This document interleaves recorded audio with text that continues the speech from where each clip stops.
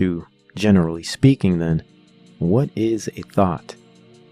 Let's first start by taking the general population consensus. According to the Urban Dictionary, thought means a hoe or a harlot. To flesh this out further, we can refer to its Chicago origins, where we discover in fact that the word thought, T-H-O-T, is an acronym standing for that hoe out there or that hoe over there. Remains as a phrase that comprises the means of categorization for a less than respectable woman, a lady of the night, or a maiden loose in the pants and moral capacity, a female that is defined by and understood through her pathological behaviors that are solely of a sexual nature, a lady, woman, or girl preceded by, preoccupied, and obsessed with her experience, sensation, and utilization of her genitals in relation to self and others. Very little depth, character, integrity, nor virtue are discovered in the general thought archetype. Though we have discovered this archetype has been defined as exclusive to the female, it would be wrong and inaccurate for us to accept this short-sighted definition, since it is evident that this same set of values and pathologies are found in men and expressed in similar ways. Male thoughts and female thoughts exist and are growing in number at a rapid rate. Moreover, it is not any issue of gender that we need to address here, but it is the set of values, dispositions, and behavioral pathology that underpins thoughtery in general that calls for an in-depth assessment. Included, we will attempt to address the several key factors or events that demonstrate an influential relationship to the development of thought-like behavior and thoughty lifestyles. I maintain, and as a hypothesis or held contention, that the thought archetype is but an indirect or incidental pop culturally born euphemism for subclinical somatic narcissism. Point being, the boundless depravity and feral nature of pop culture has devolved itself so that it has organically produced a definitive set of behaviors that align with a specific type of mental illness pathology, verbatim. And that pathology, I maintain, is that of somatic narcissism. Within that pathology, we find both varieties of narcissistic expression, those being based in either an introverted or extroverted temperament. Covert, also known as vulnerable narcissism for the introverted, and grandiose or overt narcissism for the extroverted. In many cases, especially those of higher severity and clinically diagnosable, one will find expressions of both covert and overt narcissism. Typically comorbid in these presentations, one will discover elements of cluster B behaviors in men and women. What is the simple point being made here? Overall, what popular culture today deems as the thought is theoretically a provincial take on something extremely sophisticated and well documented. My hypothesis is simply that the thought is merely a slang description or strictly symbolic example of the cluster B personality, and namely, a somatic narcissist. And just like this cluster B personality spectrum varies in its expression, locations, and demographics, so does the behavior set within thoughthood. All thoughts aren't the same. They all do not walk, talk, and look alike.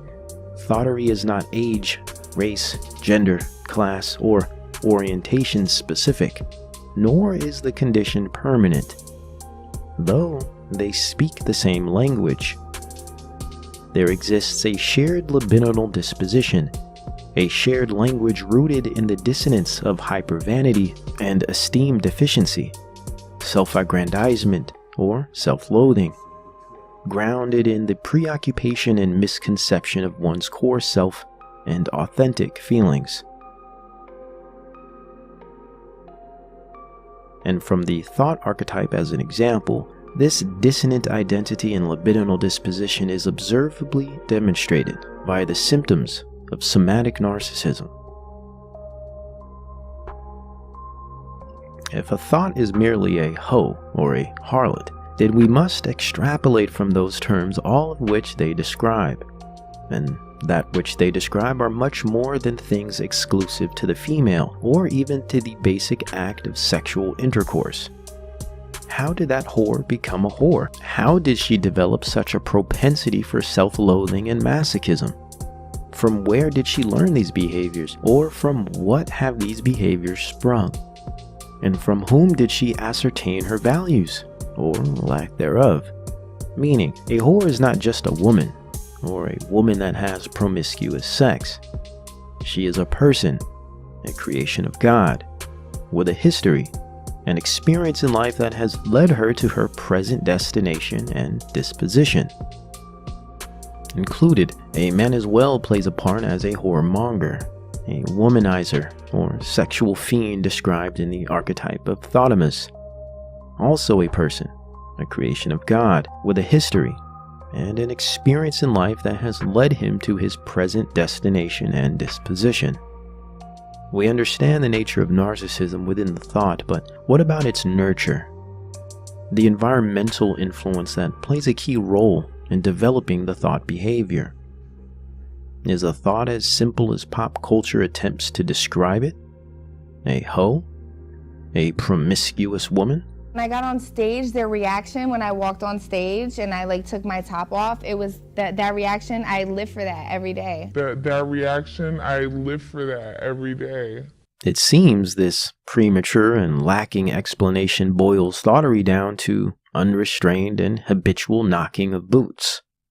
But this all does not simply stop at rootless and animalistic sexual depravity, but it entails motives to that depravity, antecedents of that hypersexual behavior, experiential points of reference throughout one's life that contributes to them, like abuse and trauma, socioeconomic foundations that also pile on influence, whether indigence or affluence. There are also family and value constructs, and of course there is the identity and the inconsistent or patchy development of the self.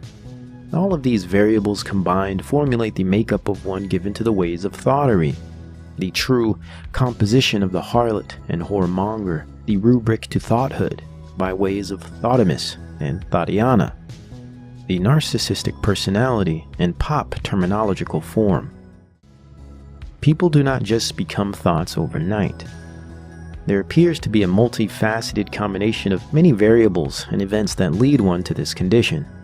Many different areas seem to disrupt or break down one's ability to properly develop and understand themselves, as well as accurately perceive themselves in relation to others. Included is the disruption or breakdown of their capacity to accurately understand the world around them. These disruptive areas mainly consist of trials, experiences, and events created within our given environments. How about some examples of these events or experiences?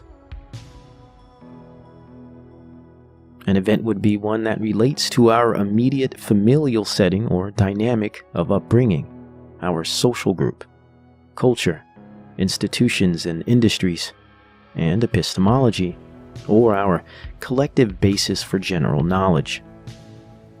If events with these areas are assisting in the proliferation of normative narcissism today, and narcissism is theoretically described as a behavioral response to trauma, we then can consider these events as traumatic events. Events in which we experience that are traumatic to the point of inducing a narcissistic reaction. How so?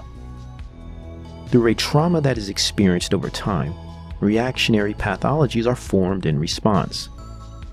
According to the research literature, narcissism appears to be one of those natural human tendencies to protect oneself from abusive experiences. And through repetition and the systematization of these reactive tendencies, a pathology or behavioral pattern can develop. When observing the systematic exposure of these abusive experiences in society, followed by the observable narcissistic reactions to them, we can theorize, based on an observable correlation, that these events are contributing to the current condition of the public mind.